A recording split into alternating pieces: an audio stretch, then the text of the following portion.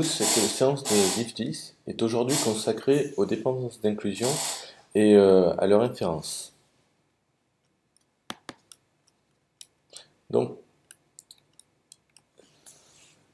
si nous faisons le parallèle avec les dépendances fonctionnelles, les dépendances d'inclusion sont différentes sur deux points principaux.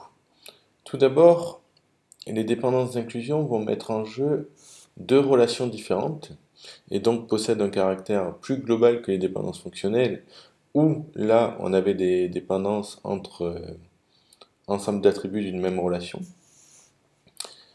Et ensuite, point fondamental qu'il ne faut pas que vous oubliez, c'est que les dépendances d'inclusion sont définies sur des séquences d'attributs de même taille et non sur des ensembles d'attributs comme nous l'avions vu précédemment pour les dépendances fonctionnelles.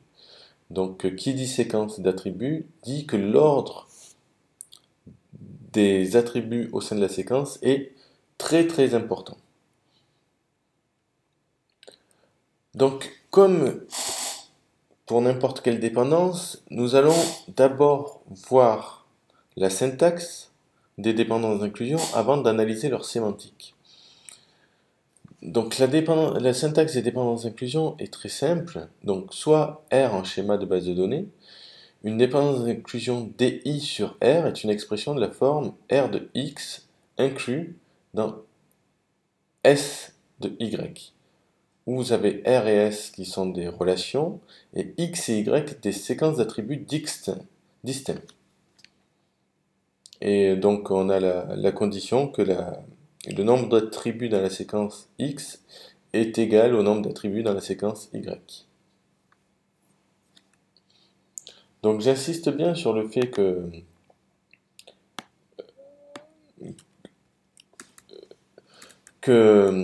on a une notion de séquence, ce qui veut dire que lorsque j'ai la séquence A, B, C, c'est différent de la séquence B, A, C.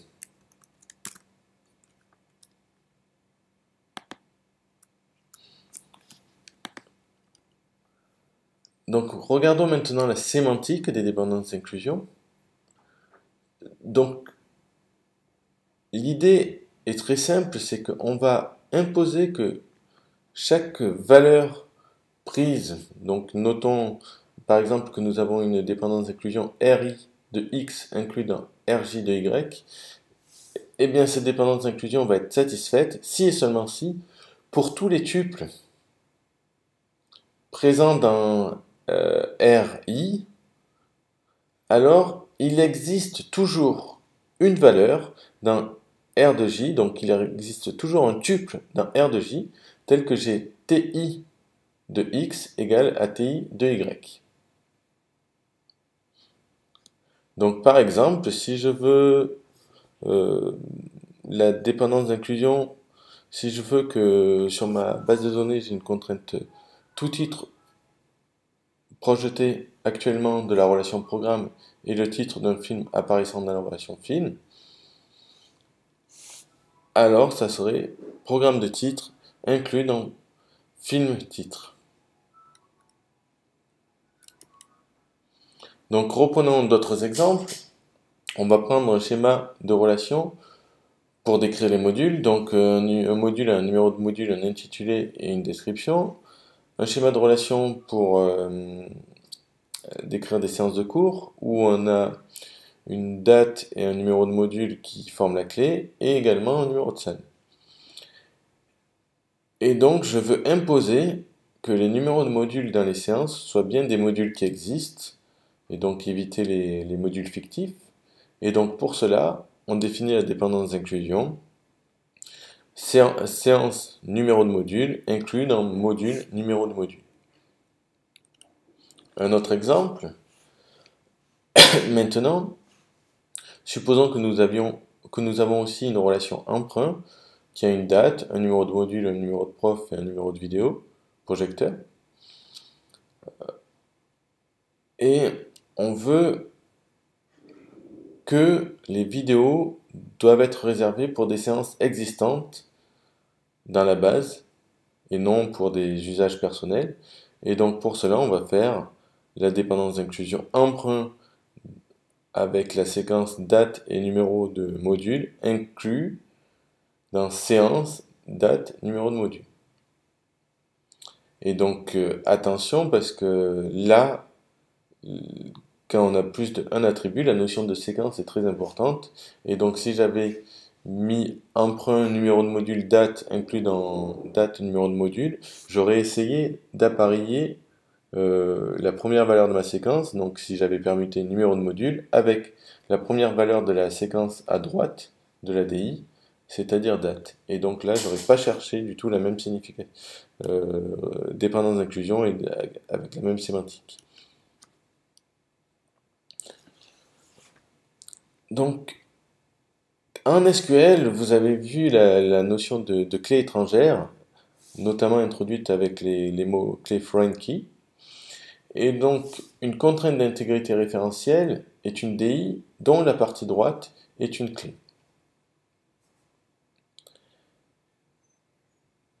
Et la partie gauche d'une contrainte d'intégrité référentielle est appelée clé étrangère.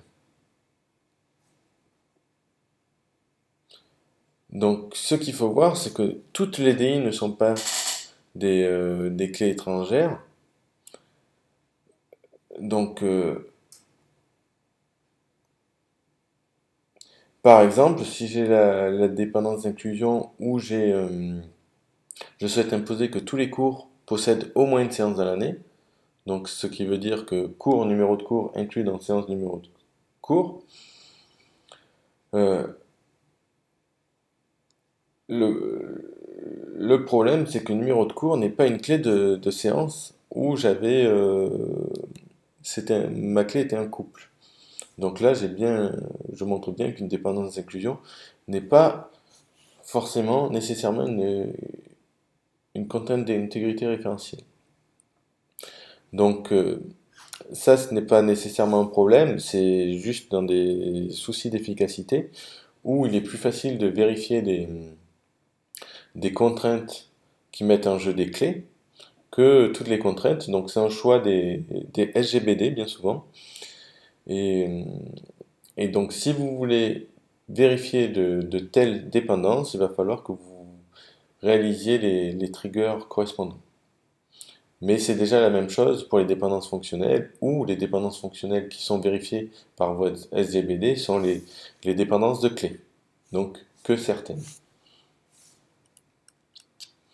Donc maintenant, nous allons nous intéresser à l'inférence des dépendances d'inclusion. Donc, comme pour les dépendances fonctionnelles, où on avait le système d'inférence d'Armstrong, pour les dépendances d'inclusion, on a un système d'inférence particulier, dédié, qui est le système d'inférence de Casanova. Donc, ce système d'inférence, il met en jeu trois règles d'inférence. La réflexivité, qui me dit que si j'ai R de x est inclus dans R de x, donc si je prends cet ensemble de 2 DI où j'ai R de ABC inclus dans S de DEF et S de D inclus dans T de U, alors qu'est-ce que ça veut dire R de x inclus dans R de x? Ça veut dire que si je prends par exemple n'importe quelle ensemble séquence d'attributs, donc je prends R de ABC, et ben je vais dire que R de ABC est inclus dans R de ABC. Mais je pourrais dire aussi que R de A est inclus dans R de A. Et bien d'autres. Donc ça, c'est à partir de la réflexivité. Ensuite, permutation et projection. Qu'est-ce qu'elle dit celle-ci? On va dire que si j'ai R de avec la séquence A1 à N inclus dans S la séquence B1 BN, alors je peux déduire la règle suivante, R de,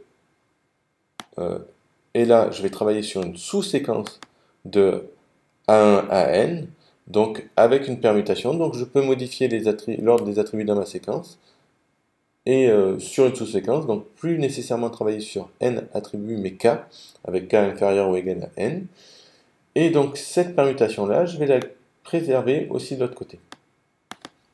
Donc, on va faire un petit exemple.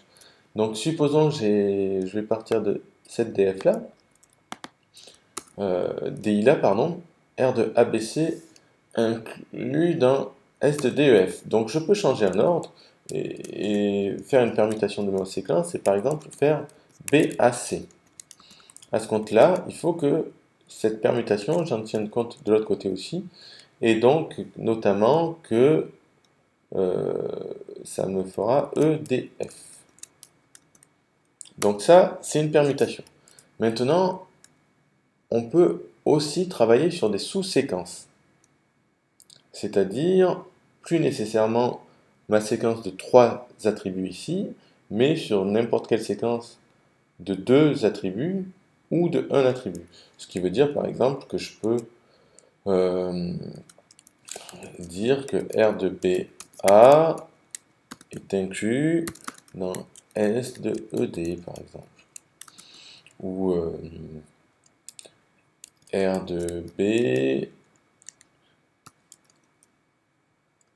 est inclus dans S de E. Donc, tout ça, en fait, je peux, pour toutes les permutations possibles et pour toutes les sous-séquences possibles, je peux inférer des règles à partir de cette règle de permutation et projection.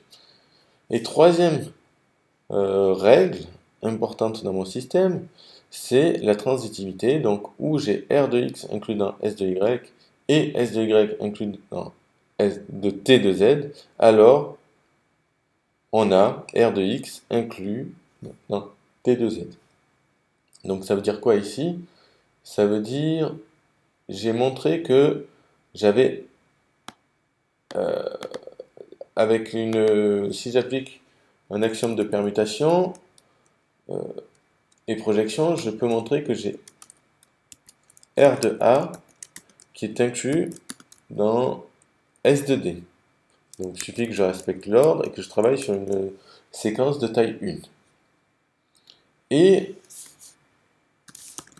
j'ai S de D qui est inclus dans T de U. Donc je peux déduire que R de A est inclus dans T de U. Voilà. Donc ça, c'est l'application même de la transitivité.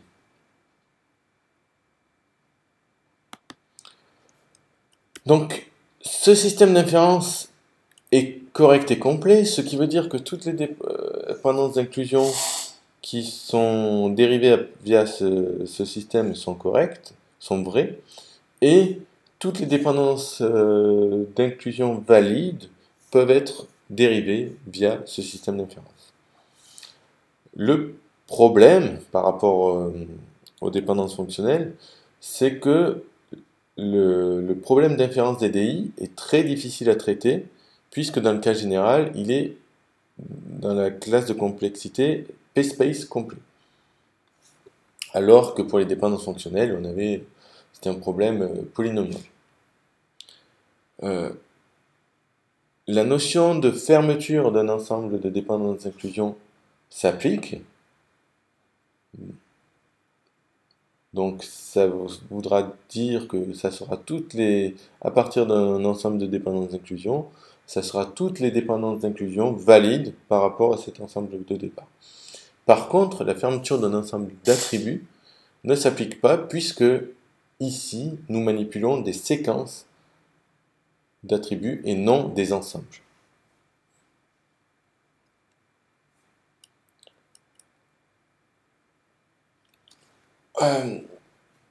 Donc là, en regardant les systèmes d'inférence des DF et des DI, soit on a cherché à inférer des dépendances fonctionnelles à partir d'un ensemble de dépendances fonctionnelles via le système d'Armstrong, soit on cherche à inférer des dépendances d'inclusion à partir d'un ensemble de dépendances d'inclusion via le système de Casanova.